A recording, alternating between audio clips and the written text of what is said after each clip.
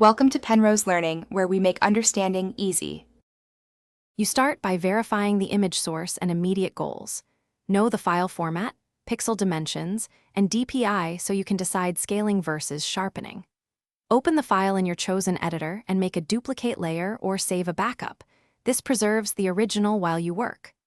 Once done, inspect the image at 100% view to spot true detail and noise, and decide if you need to upscale, downscale, or just correct artifacts before finer adjustments. You now change resolution thoughtfully. Open image size, enter target pixel dimensions and DPI, and select a resampling algorithm. Preserve details or lengths for upscaling, bicubic for smoothing.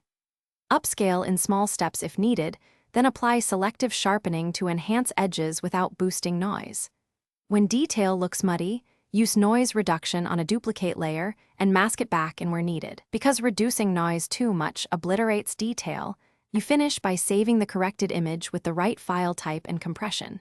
PNG for sharp graphics, JPEG with moderate quality for photos. Compare the result at actual display sizes and on target devices to confirm clarity.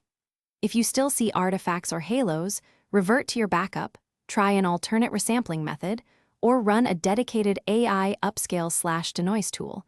This often recovers detail without introducing new problems. One troubleshooting tip: if halos persist, lower sharpening radius and Thanks for watching. If this was helpful, leave a like and consider subscribing. See you next time.